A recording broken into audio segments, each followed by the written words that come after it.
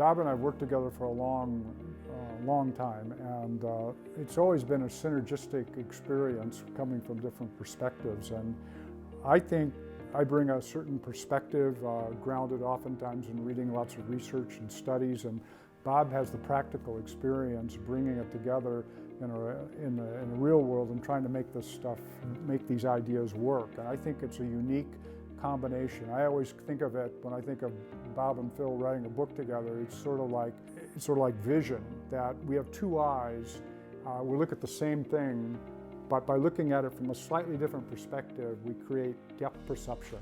And I think I add depth to what he's doing, and he certainly adds depth to what I'm doing as a researcher and a scholar. And I think it's a very unique combination, and it's been a wonderful, wonderful partnership over the years. Yeah, and I think the over the years part is really important as well. It's not like, well, let's the two of us get together for 12 months and write a book. We've come at this from a longer term development perspective, and so we're trying to solve leadership problems that I see in practice, that he sees in teaching, and he sees in practice as well.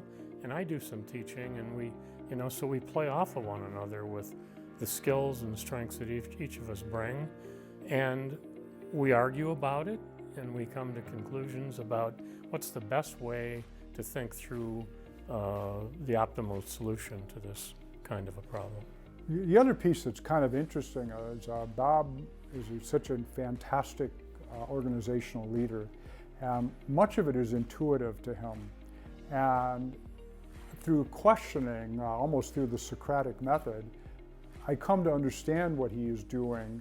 Even, I don't think he can sometimes articulate it, but through the Q&A that we do with each other and the arguments and debates we have, I have a better understanding of what he's doing, and it makes more sense to me to be able to explain it that way.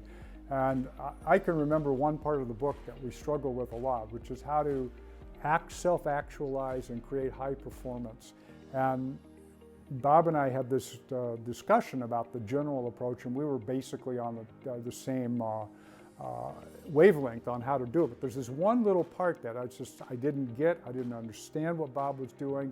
And then finally he explained it to me 2 or 3 times, and we kept going back and forth, and it's like, the light bulb went on. And I realized that in my role as an organizational leader, I had made that mistake. And Bob didn't, and I needed to learn from that. And so even though I've been in leadership roles for quite a few years as well, I didn't realize I was making that mistake, and I did. And it was through that Q&A. Well, hopefully we bring that kind of enlightenment to the readers of the book as well. Phil as well is a brilliant guy, and it's like I've been in this PhD doctoral program my whole life, and he's my mentor, which is just stunning. It's been a very, very special experience. Well, that's very kind.